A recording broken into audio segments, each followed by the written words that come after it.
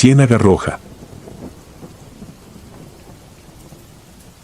Dicen que la memoria miente, pero lo que voy a contar nunca ha dejado de perseguirme. Ocurrió en 1993, cuando tenía 17 años y vivía con mi madre en San Cipriano, un caserío perdido entre los manglares del litoral chiapaneco. Apenas 100 familias, una escuela de madera y un camino de terracería que se inundaba cada temporada de lluvias. Nada pasaba allí salvo el murmullo de la selva y el oleaje del estero, hasta que una voz empezó a cantar en la ciénaga. Al poniente del pueblo se abría una poza fangosa que todos llamaban la Ciénaga Roja porque, al atardecer, el agua adquiría un tono granate. Nadie pescaba allí, la gente aseguraba que el lodo tragaba a los hombres y escupía solo sus sombreros. Mi madre lo repetía cada vez que salía a cosechar chile: no te acerques, Lázaro. Yo obedecía, al menos hasta la noche en que el canto apareció. Aquella tarde de mayo ayudé a don Eliseo a reparar la polea del pozo comunal. Terminamos entrada la noche y regresé a pie con la linterna temblando en mi mano. Al pasar junto a la vereda que conduce a la ciénaga escuché algo que me heló la espalda, un canto femenino, melancólico, casi un arrullo. No eran grillos ni pájaros nocturnos. Era una melodía sin palabras que parecía salir directamente del agua. Apuré el paso sin mirar atrás. A la mañana siguiente comenté el asunto en la tienda. Don Eliseo bajó la mirada y murmuró que su hermano desapareció allí años atrás. Su silencio me intrigó más que cualquier advertencia. Esa misma noche volví al lugar, convencido de que la razón triunfaría sobre el miedo. La voz emergió de nuevo, clara como campana de cristal. Sin entender cómo, mis pies abandonaron el camino y se internaron entre los juncos. El agua me llegó a los tobillos, el fango succionó mis botas, y cada nota se clavó en mi cabeza como aguja ardiente. Vi entonces, a pocos metros, una silueta blanquecina flotando entre los mangles. Sentí que el corazón se disolvía en mi garganta. Un grito cortó el hechizo. Era mi madre, buscándome con la lámpara de queroseno. Retrocedí de golpe. El reflejo se esfumó y el canto se transformó en un gemido. En casa, ella me reveló que la ciénaga se formó cuando un rayo partió la tierra y mató a una mujer llamada Aurelia. Nunca hallaron su cuerpo, solo su velo de novia ennegrecido por el lodo. Desde entonces, decían los viejos, esa alma canta para arrastrar compañía a su tumba de agua.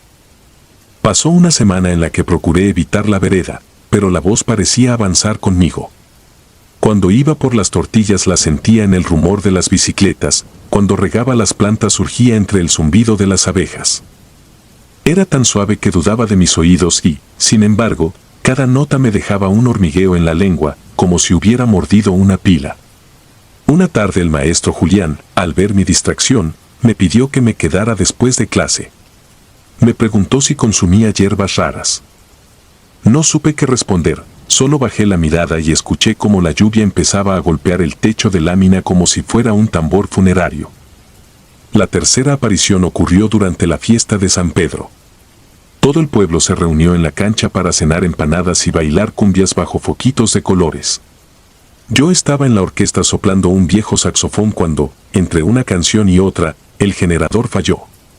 La música murió y la oscuridad envolvió el recinto. Durante esos segundos de silencio absoluto el canto se alzó, claro y cercano, como si proviniera del centro de la pista.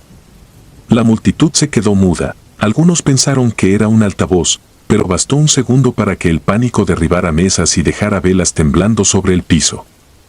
Tras aquel susto empecé a registrar todo en un cuaderno, las horas en que escuchaba la melodía, la dirección del viento, la fase de la luna. Buscaba un patrón que diera sentido a lo imposible. Descubrí que la voz era más intensa cuando el barómetro caía, como si la presión del aire le abriera un umbral. Me obsesioné al punto de colocar frascos con agua en distintos rincones para captar vibraciones. Dentro de ellos, al alba, encontré filamentos rojos que parecían sangre coagulada. Los arrojé al río, temiendo que contuvieran algo peor que la muerte. La desaparición de Mateo no fue la única. Una lancha entera de pescadores regresó sin su capitán, un hombre curtido llamado Hilario.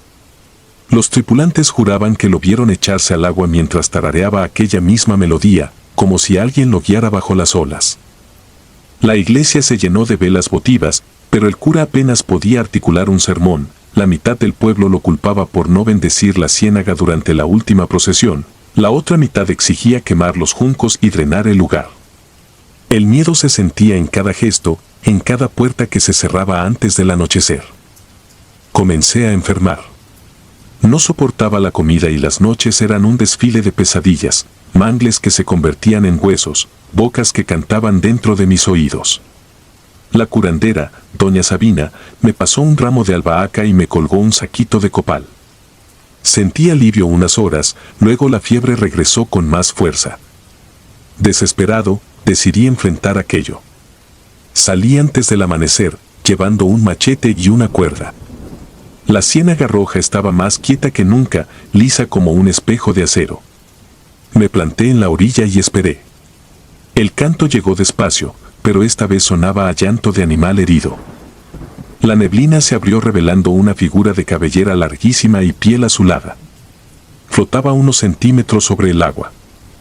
Levanté el machete con manos temblorosas. La cosa se detuvo. Su boca se abrió y el canto se volvió un chillido que me perforó los tímpanos. Una presión invisible me empujó contra el lodo, el agua me cubrió la cintura. Creí morir ahogado, hasta que un disparo rasgó el aire. El hechizo se quebró, la figura retrocedió como humo y sentí brazos que me arrastraban. Era don Eliseo con una escopeta humeante. Huimos sin mirar atrás. Aquella noche el viento rugió sobre el agua y, al amanecer, la superficie de la ciénaga apareció cubierta por una capa de espuma gris. Bloquearon la vereda con postes y alambres. El monte la devoró en pocas semanas. Permanecí en cama, consumido por la fiebre, mientras doña Sabina rezaba en un idioma que no comprendía y quemaba copal hasta llenar la casa de humo. Una madrugada, en pleno delirio, vi a la mujer de la ciénaga al pie de la cama. No cantaba, solo me miraba con ojos lechosos y extendía la mano como quien ofrece un destino sin retorno. Al despertar, el saquito de semillas estaba carbonizado sobre mi pecho. Me recuperé con el tiempo, aunque desde entonces padezco un dolor sordo en los huesos cada vez que la luna se llena.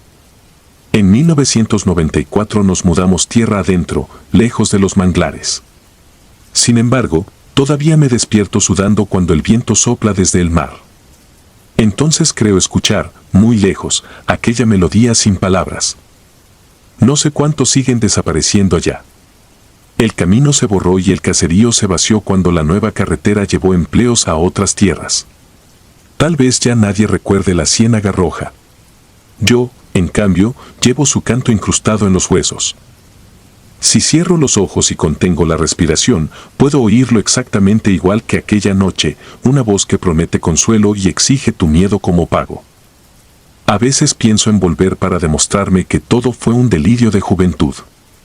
Quizá el agua esté seca y los mangles derribados. Temo confirmar lo que mi memoria repite, que en aquel espejo oscuro habita algo que no conoce la muerte y espera pacientemente a que alguien responda su canción. Si alguna vez viajas por el litoral de Chiapas y alguien menciona un estero donde el agua se tiñe de rojo al atardecer, sigue tu camino. No importa lo hermosa que parezca la voz que pronuncie tu nombre. Quienes la escuchan jamás vuelven a ser los mismos. Y algunos, sencillamente, ya no vuelven.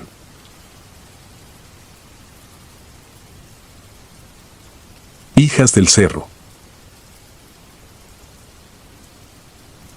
Nací en la madrugada del 3 de agosto de 1953, pero mi primer recuerdo verdadero no pertenece a mí, sino a los ojos de mi padre. Durante años he cargado ese relato como si lo hubiera vivido consciente, la noche en que el Cerro de Peñas Caídas intentó arrebatarme el aliento todavía fresco de recién nacida. Mi pueblo ya no existe en los mapas, quedó sepultado entre encinos angostos y veredas olvidadas de la Sierra de Guerrero, donde la niebla sepulta los tejados y el eco de los coyotes suena como rezos mal pronunciados. Sin embargo, cada vez que cierro los ojos escucho el ritmo hueco de los maderos de nuestra antigua casa y el jadeo de los perros que aquella noche se jugaron la vida para que yo pudiera contarla.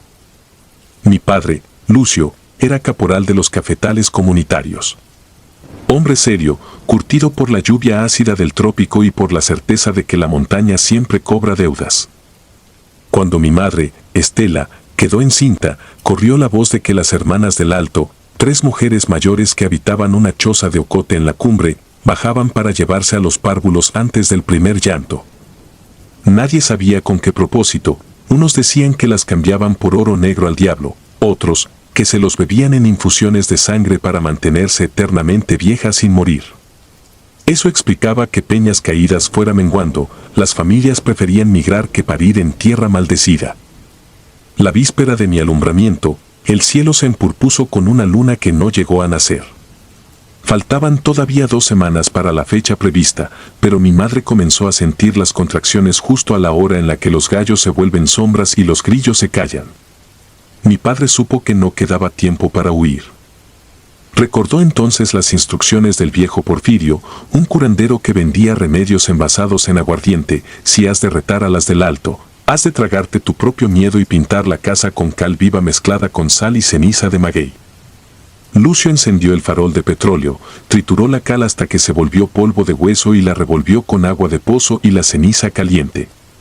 Con esa pasta espesa trazó cruces sobre puertas, ventanas, bisagras, vigas y hasta sobre el techo de lámina renegrida.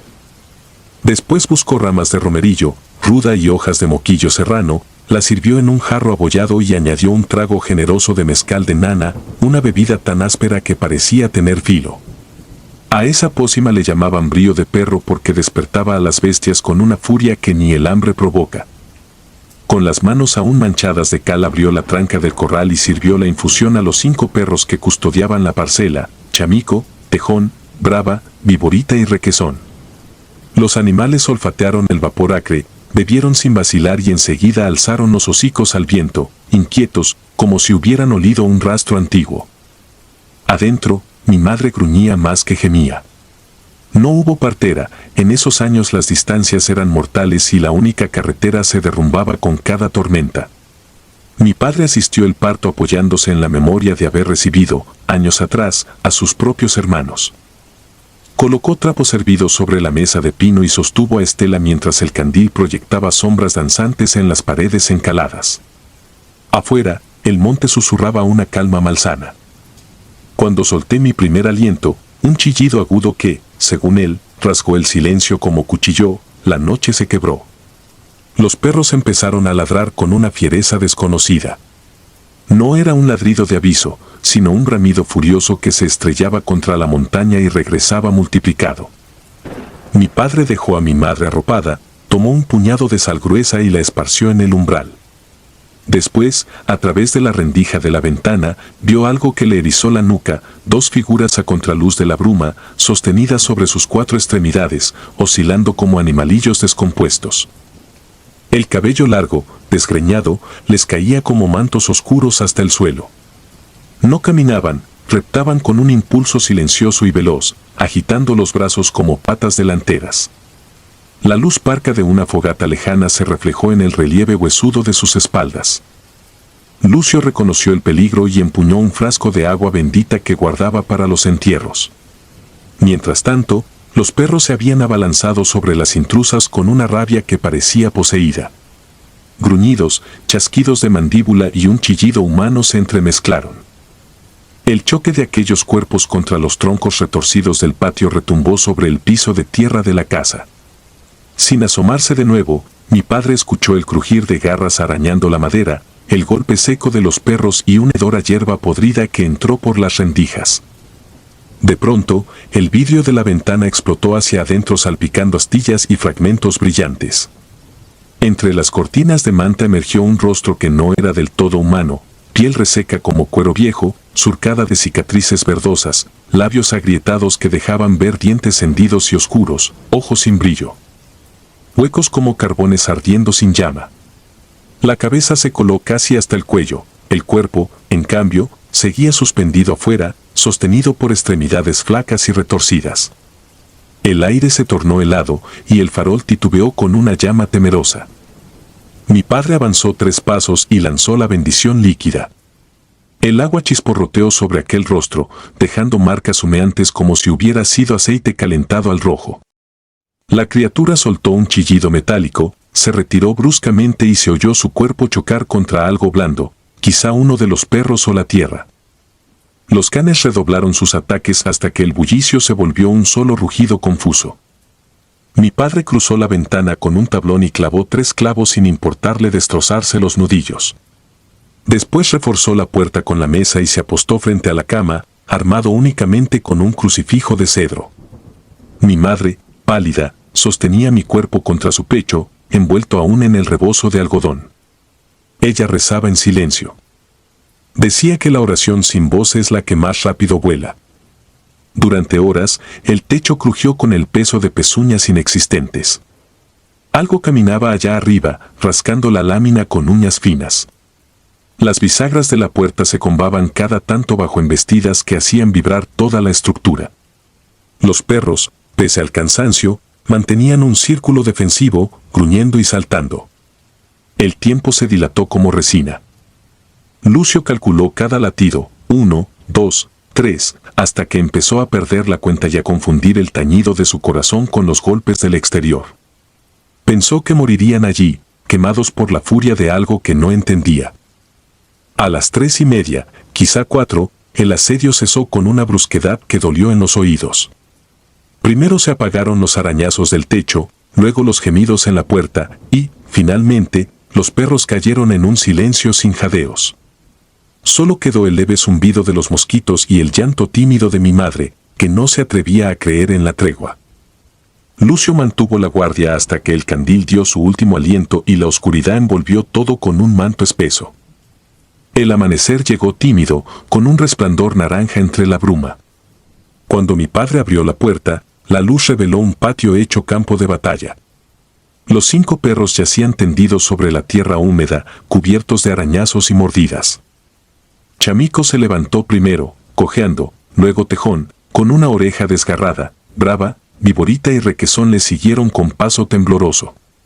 No había cuerpos de intrusas, pero el suelo estaba sembrado de huellas inhumanas, manos huesudas con dedos excesivamente largos y talones invertidos, como si caminaran hacia atrás mientras avanzaban. Entre las marcas, trozos de tela negra impregnada de un olor ácido y plumoso, similar al de la fruta podrida. Desde la ladera del cerro, un humo delgado se alzaba en espiral. Horas después, un arriero informó que la choza de las hermanas del Alto había ardido durante la noche. Nadie encontró restos humanos, solo redomas vacías, sogas trenzadas con pelo y una fila de cunitas talladas en tronco fresco, todas vacías. Algunos dijeron que las brujas se consumieron en su propio fuego, otros que abandonaron la sierra buscando nuevos vientres que devorar. Mi familia no esperó a confirmarlo.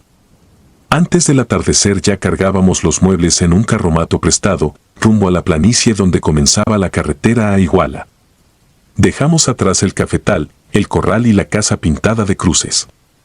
Mi padre enterró la botella vacía de agua bendita bajo la raíz de un encino y soltó un último suspiro de resignación. Mientras la carreta rechinaba en la bajada, Peñas Caídas quedó atrás, invisible entre los troncos. Con los años, el pueblo desapareció de los registros, una epidemia de tifo, un deslave, tal vez la simple huida colectiva de quienes nunca se sintieron a salvo. Me crié en la costa, sin montañas que le roben el aire al horizonte, pero cada tanto despierto sobresaltada por el sonido imaginario de perros luchando contra algo que no puedo ver. Conservo, en una cajita de madera, un pedazo de aquella tela ennegrecida que mi padre recogió esa mañana. A veces la huelo para convencerme de que todo fue real, otras, para recordarme que, aunque la fe rescate, el miedo jamás olvida. Cuando termino de contar esto a mis nietos, cierro la caja, trazo una cruz invisible en la puerta y dejo un puñado de sal en el alféizar. No es superstición, es gratitud. Porque en la noche en que nací, las hijas del cerro vinieron a buscar un aliento nuevo y regresaron con las manos vacías. Yo sigo respirando para recordarlo. Ídolo. Me llamo Arturo Ramos y crecí pensando que los pueblos se parecen entre sí, una plaza pequeña, un kiosco desportillado, perros callejeros que nos vigilan como centinelas cansados. Pero cuando en 1992 acepté mi primer empleo como maestro rural en San Ignacio de los Huertos, una aldea polvorienta perdida en las cañadas de Zacatecas, Descubrí que cada sitio guarda un secreto dispuesto a abrirse como una herida. Este es el mío, y aún me cuesta contarlo sin temblar. Llegué una tarde de agosto, acompañado solo por una maleta y el ruido mecánico del autobús que se alejaba levantando nubes de tierra roja. El camino serpenteaba entre cerros pelones. A lo lejos, un campanario torcido parecía inclinarse para espiarme. Aquel templito, construido con cantera gris, dominaba todo. Las casas de adobe se apiñaban a su alrededor como si necesitaran protección. Fue la primera señal de que en ese lugar la fe ejercía más autoridad que cualquier policía. Doña Rufina, la anciana encargada de la escuela y única voz de bienvenida, me ofreció hospedaje en su casa. Mientras cenábamos frijoles negros, me habló de un suceso que había cambiado el pulso del pueblo. No dio detalles, solo trazó con los dedos una cruz temblorosa sobre la mesa de madera y murmuró que todo empezó con algo demasiado pequeño para notarse. Esa noche, el silencio fue tan espeso que los grillos parecían cantar desde un mundo aparte. Me dormí sin entender que la oscuridad allí tenía un espesor propio, casi material. A los pocos días supe de qué hablaba Rufina. Cada mañana cruzaba la plaza rumbo a la escuela y pasaba frente al templo. El 18 de agosto entré a curiosear. La puerta principal estaba entornada y una brisa inexplicable agitaba velas apagadas. Sentí un perfume extraño, mezcla de cera vieja y flores marchitas. Al fondo, sobre una repisa improvisada con ladrillos, reposaba una estatuilla de barro cocido, quizá 20 centímetros, burda y sin pintura, pero con unos ojos vidriosos incrustados que reflejaban la luz como dos luciérnagas encerradas. Representaba, dijo el sacristán, a San Pascual Bailón, patrono de los campesinos. Pregunté de dónde había salido y el hombre me respondió que una noche cualquiera alguien la dejó envuelta en bolsas de maíz a los pies del altar. Nadie reclamó el gesto ni manifestó devoción especial. Sin embargo, desde su llegada la gente aseguraba sentir un pulso tibio al aproximar la mano, como si el barro guardara vida latente. El relato me pareció folclor popular y regresé a mis tareas. En clase enseñaba fracciones mientras los niños intercambiaban miradas nerviosas. Entre susurros hablaban de luces adentro del templo cuando el sol se hundía, de rezos que no coincidían con la voz ronca del párroco, de pasos diminutos correteando detrás del altar. Pensé que exageraban para entretenerse. Mi escepticismo era mi abrigo. 3 semanas después advertí el primer cambio. Al pasar frente al nicho, distinguí la estatuilla un poco más alta. Ya no medía 20 centímetros sino quizá 25. Creí que era un truco de la memoria. El sacristán negó haberla sustituido, juró que él también veía el prodigio y que si uno se fijaba en la base notaríamos grietas frescas, como si el barro se estirara por dentro. Me reí. Dije que la humedad deformaba las piezas antiguas. Esa noche, sin embargo, soñé con el ídolo, se inclinaba sobre mí, sus ojos eran ahora 2 pozos sin fondo, y al respirar sentía un olor a tierra recién removida. Desperté con la camisa pegada a la piel. Los meses siguientes convirtieron el rumor en certeza. La figura creció a un ritmo difícil de ignorar. Cada sábado era necesario ajustar la repisa, después colocarla sobre un cajón de madera, luego sobre el pedestal que antes sostenía al Cristo crucificado. La talla superó los 80 centímetros para Navidad. La parroquia se llenó de fieles curiosos y de forasteros atraídos por el milagro vivo. Se formaban filas para tocar el manto de estopa que alguien le cosió. Decían que curaba verrugas, sanaba resfriados y prometía cosechas abundantes. El cura, poco dado a entusiasmos, comenzó a celebrar misas extras y a colocar cajas de limosna. El pueblo, antes callado, recibió visitantes, dinero y envidias en dosis jamás vistas. Yo me mantenía escéptico, quizá porque toda mi vida me enseñaron a desconfiar de los prodigios. Pero algo incómodo crecía a la par de la figura. A medianoche, ladridos se elevaban de pronto y se apagaban como cortados por una navaja. Gallinas amanecían sin cabeza, alineadas en torno a la iglesia. Los faroles de petróleo se extinguían todos a la misma hora, las 3:17, según el reloj de la torre. Y en los muros interiores aparecieron manchas oscuras que reptaban lentamente, formando siluetas que recordaban cuerpos arrodillados. Intenté racionalizar cada suceso, perros salvajes, vandalismo, condensación de humedad. Sin embargo, un miércoles de febrero de 1993 mi incredulidad se quebró. Mientras revisaba cuadernos en el aula, escuché un zumbido bajo el suelo, parecido a un enjambre. El salón entero vibró durante unos segundos. Los niños se taparon los oídos, una niña sangró por la nariz. El epicentro, según los vecinos, parecía estar en la nave del templo. Corrí hacia allá y hallé a media docena de ancianas rezando en voz queda. El aire era denso, el zumbido se sentía en los huesos. Al fondo, el ídolo, ya de tamaño casi humano, parecía palpitar, su pecho se inflaba y desinflaba con lentitud. Lo juro, vi como una fina capa de polvo se sacudía sobre sus hombros, igual que la piel de alguien que acaba de despertar. Salí tambaleando. El sacristán, con la cara ceniza, me confesó algo que nunca dijo a nadie. Cada amanecer recogía puños de tierra suelta al pie de la figura. Barro fresco, todavía húmedo, que no estaba allí la noche anterior.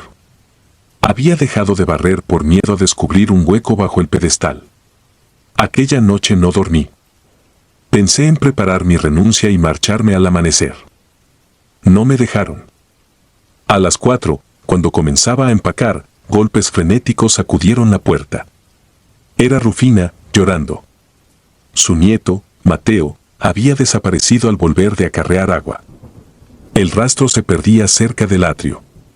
Sin pensarlo, tomé una linterna y corrí con ella. La plaza estaba desierta, el viento levantaba remolinos de polvo que parecían susurrar mi nombre. Al acercarme a la puerta del templo noté algo que me paralizó. La madera estaba entreabierta y una huella menuda, hundida en el barro fresco, conducía hacia adentro. No era la pisada de un niño descalzo, mostraba dedos demasiado largos, casi prensiles.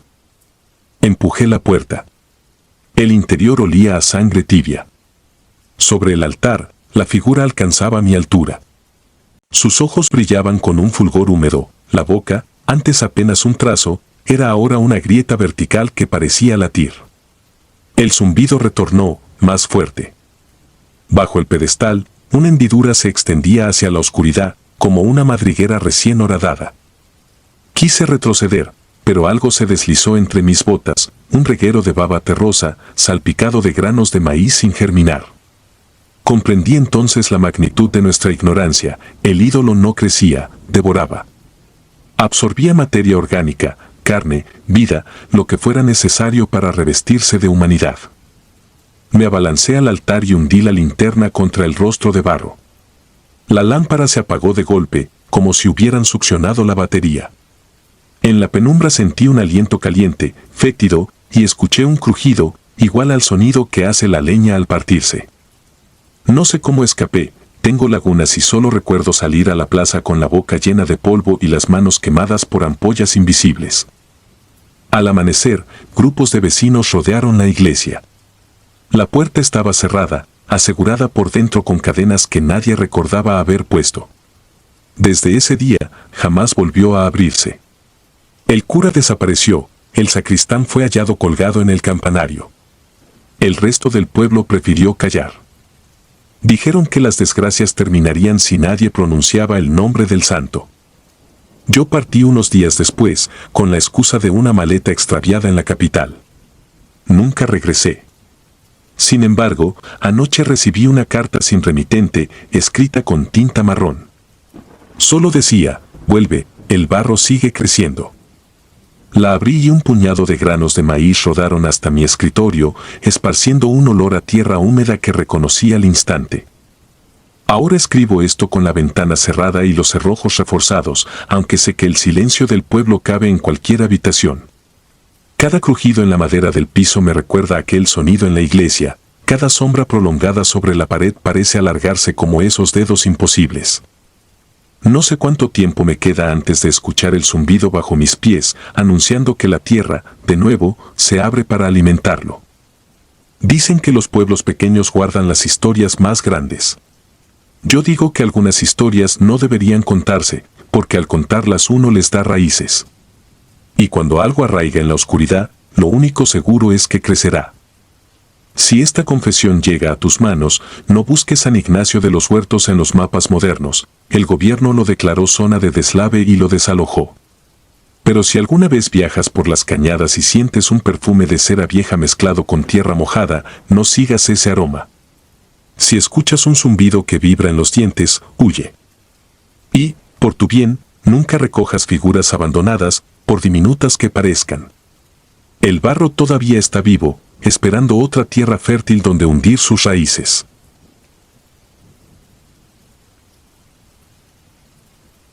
Noche hueca. Con frecuencia me preguntan por qué dejé de visitar San Mateo de los Pinos, aquel caserío polvoriento incrustado en la sierra de Chihuahua.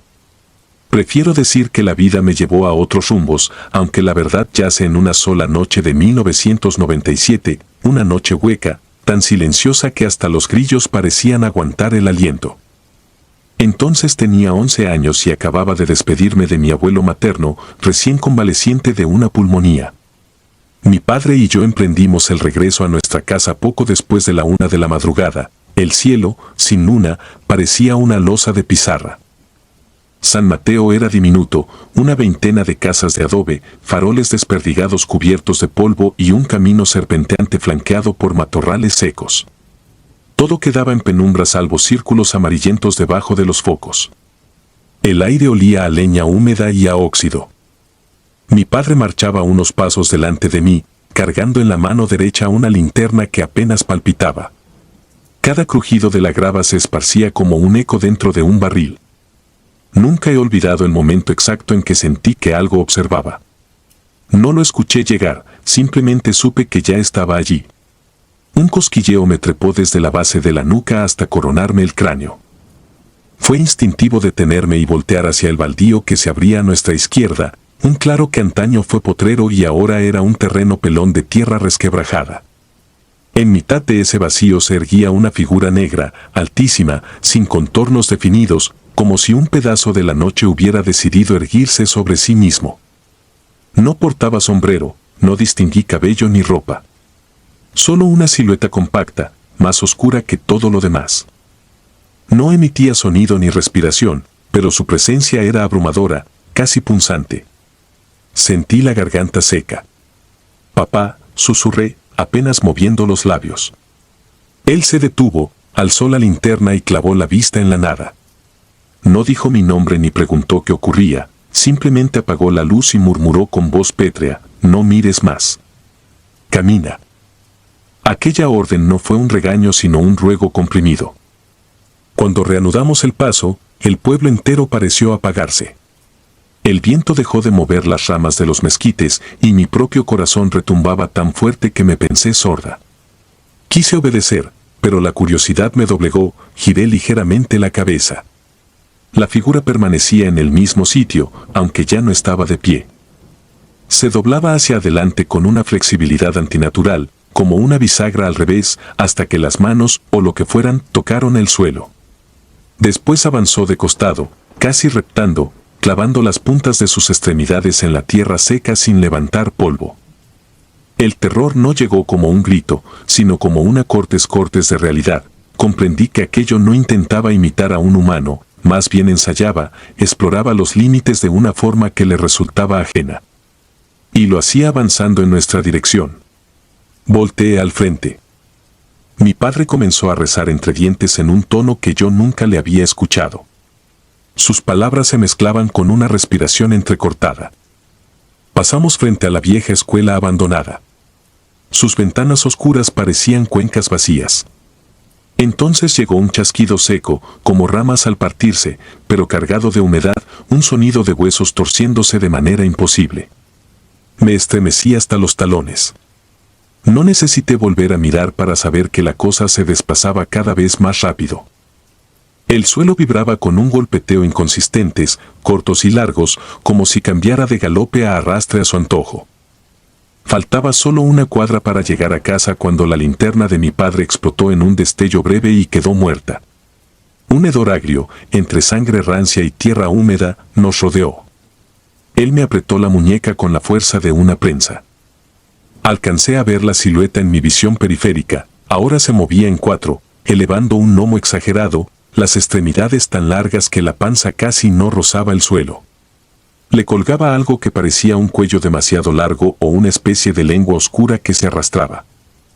Mi padre me impulsó a correr. No recuerdo haber percibido mis propias piernas, solo floté entre latidos mientras las luces de nuestro zaguán se acercaban. Entramos de golpe, la puerta se cerró con tal violencia que tembló la mampostería. Mi padre echó el viejo cerrojo de hierro y arrastró el armario hasta atrancarla. Hubo un segundo de silencio total. Luego, desde fuera, llegó un roce suave, casi una caricia contra la madera. Un dedo inexistente recorriendo la superficie, buscando una ranura. Nos atrincheramos sin encender lámparas. Él me llevó al cuarto del fondo y me ordenó acostarme. Mis rodillas castañeteaban. Escuché cómo recogía el crucifijo polvoriento del aparador, ese que normalmente colgaba solo en Semana Santa.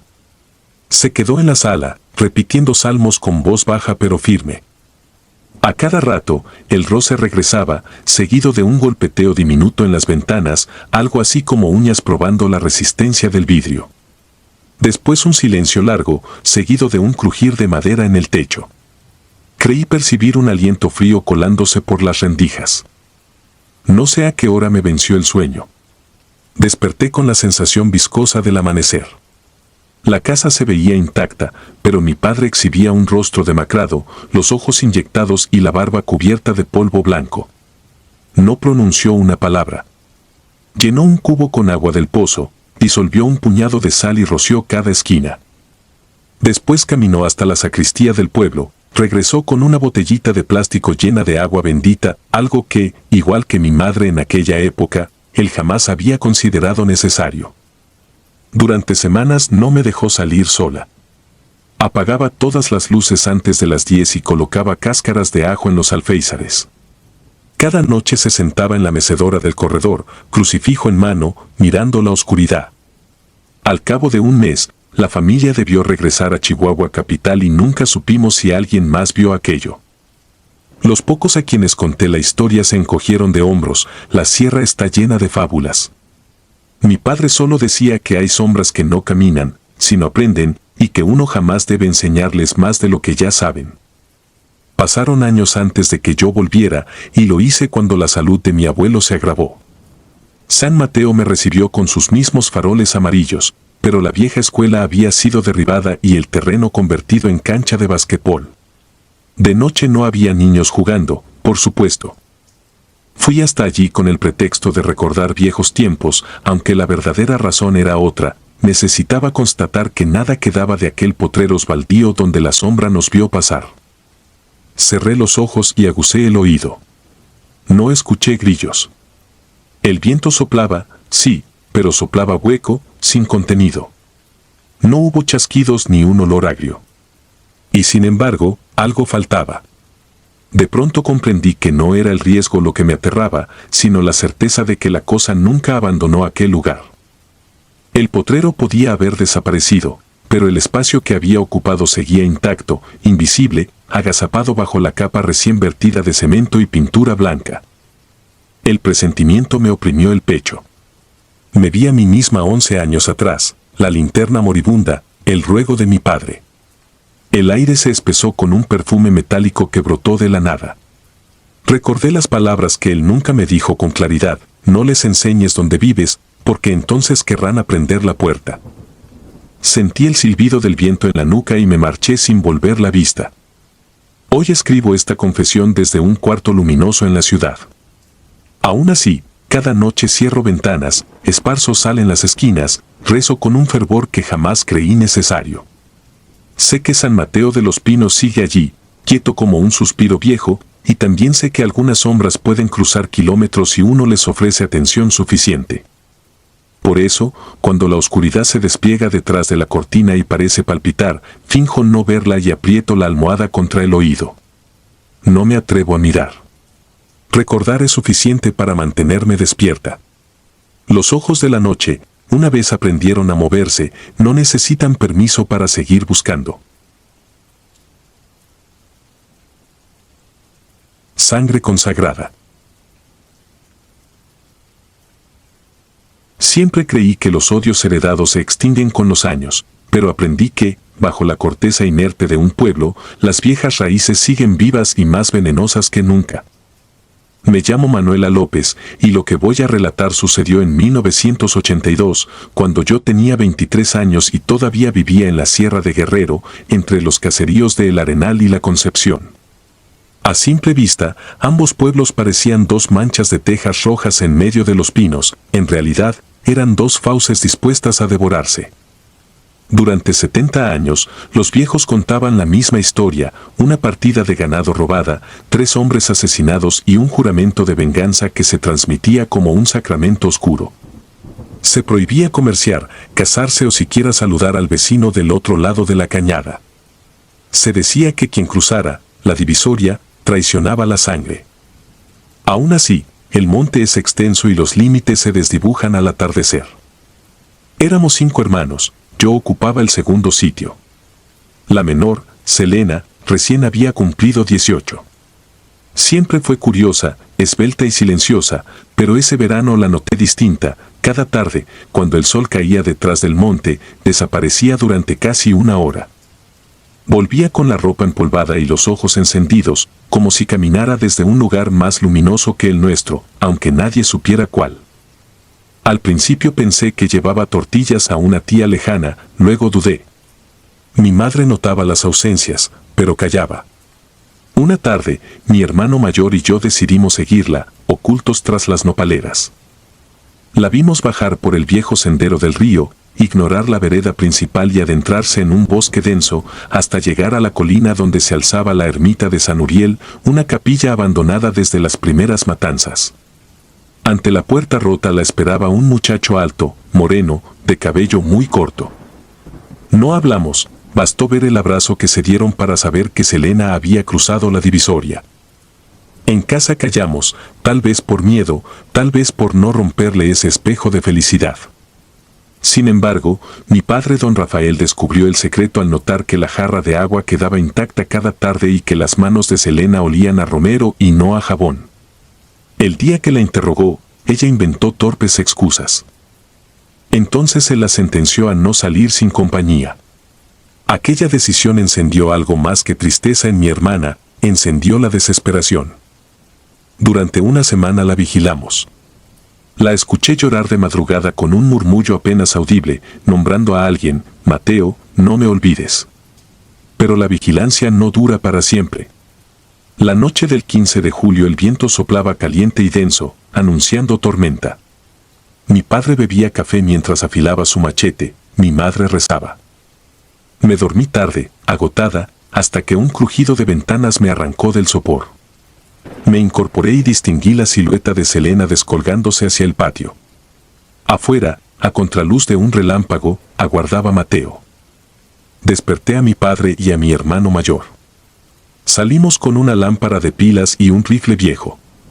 Cruzamos la milpa a toda carrera, pisando lodo y raíces. El cielo se abrió con un trueno, pero el monte seguía sin dar luz. Durante 5 minutos creímos perderlos, hasta que un chillido aterrador rasgó la oscuridad. Provenía de la loma de la ermita. Dentro del recinto, las paredes rezumaban humedad. La lámpara reveló bancos podridos y telarañas. En el altar, iluminada apenas, yacía Selena. Tenía el vientre abierto de costado a costado, como si un filo hubiera buscado algo más que sangre. El cuello pendía de un colgajo de carne. El grito de mi padre rebotó en las bóvedas de adobe y estremeció a los murciélagos. Corrí hacia ella, pero fue inútil, estaba tibia por última vez. De reojo observé lo imposible, la antigua estatua de San Uriel había sido colocada junto al cuerpo, como un testigo macabro. Aquella talla de yeso lucía idéntica a Mateo, la misma raíz del cabello, la misma comisura en los labios, la misma altura. Era tan exacta que sentí que los ojos pintados seguían latiendo. Mi padre juró venganza y salió rumbo a la Concepción, convencido de que el asesino se escondía allí.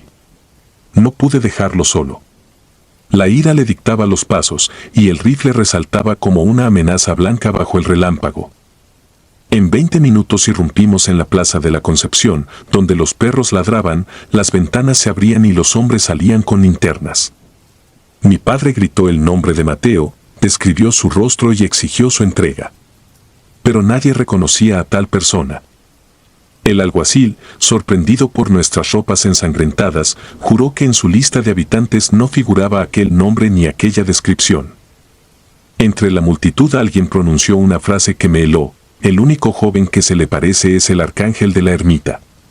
Varias cabezas asintieron.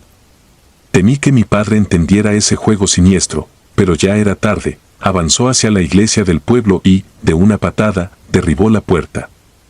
Dentro, docenas de cirios alumbraban a un ambiguo San Uriel, más estilizado que el de nuestra ermita. Aún así, tampoco era Mateo. Mi padre blasfemó y descargó el rifle en el pecho de yeso. El estallido detuvo los rezos. Lo que salió de la imagen no fueron fragmentos polvorientos, sino chorros espesos y calientes de sangre que salpicaron a todos. Un olor acre, inconfundible, inundó la nave. Cuando la estatua se abrió en grietas, vimos tejidos rojizos, vísceras, tendones pegados a la capa dorada. No había escultura, había un cuerpo camuflado en cal y pintura. El alguacil cayó de rodillas. Algunas mujeres se persignaron mientras gemían. Yo retrocedí, tropezando con los bancos, sintiendo la sangre ajena en la cara. Entre los gritos se coló un zumbido, como si resonaran muchas voces desde la piedra. La iglesia empezó a temblar, las velas se apagaron y un viento helado recorrió el pasillo. Oí a mi padre llamarme, otra detonación resonó y luego nada más que crujidos, golpes, ladridos. No recuerdo cómo alcanzamos la salida. Afuera, la gente de la Concepción se agolpaba como enjambre. Unos lloraban, otros nos insultaban, algunos alzaban piedras. Mi padre me empujó hacia el monte y corrimos hasta perdernos entre los encinos. Durante esa huida, alcancé a ver sobre el campanario una silueta semejante a Mateo, con alas negras que refulgían bajo la tormenta incipiente. Parecía observarnos con una mueca de victoria. Regresamos a El Arenal al amanecer. Mi madre y mis hermanos habían recogido el cuerpo de Selena y lo velaban en silencio. Nadie se atrevía a tan siquiera maquillar las mutilaciones. Era evidente que aquello no había sido obra de un hombre. Contamos lo ocurrido. Mi madre temblaba, rezaba, maldecía entre dientes. El sol subía, pero el patio se sentía igual de gélido que la noche. Los días siguientes se convirtieron en un infierno de amenazas. Grupos armados de la Concepción merodeaban nuestros linderos, los hombres de El Arenal empuñaban machetes. Hubo incendios de graneros, reses degolladas, cruces pintadas con brea en las puertas. Cada vez que el odio estallaba, alguien aseguraba haber visto al arcángel sangrante caminando por los bordes de la barranca. Algunos afirmaban que, a su paso, los pozos se secaban y las gallinas ponían huevos negros.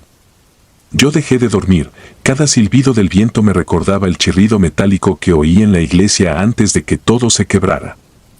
3 meses después, los caciques de ambos pueblos firmaron una tregua inestable, más por cansancio que por convicción. Nadie devolvió nuestros muertos ni explicó el origen de aquellas estatuas vivas. Solo corría un rumor: un curandero antiguamente había prometido protección a la Concepción, moldeando figuras de barro con sangre humana para que los enemigos huyeran creyendo ver a los suyos. Con el tiempo, la mezcla de carne y fe produjo algo que ya no era ni santo ni hombre, sino un espejo depredador. Han pasado más de 40 años.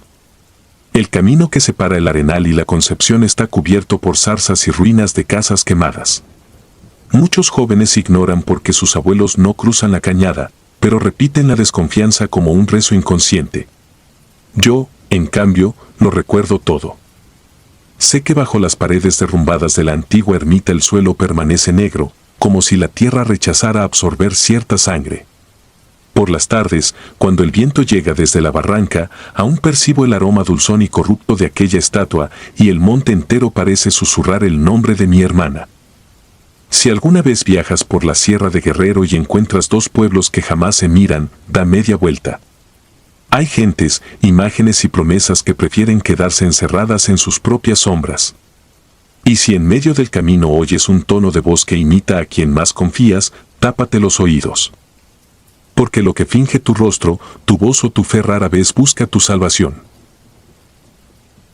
Si disfrutas de los relatos, te invitamos a apoyarnos con un like y un comentario, ya que eso nos ayuda muchísimo. Además, si aún no estás suscrito o suscrita, te animamos a formar parte de la comunidad del terror. Muchas gracias por escucharnos y por tu apoyo.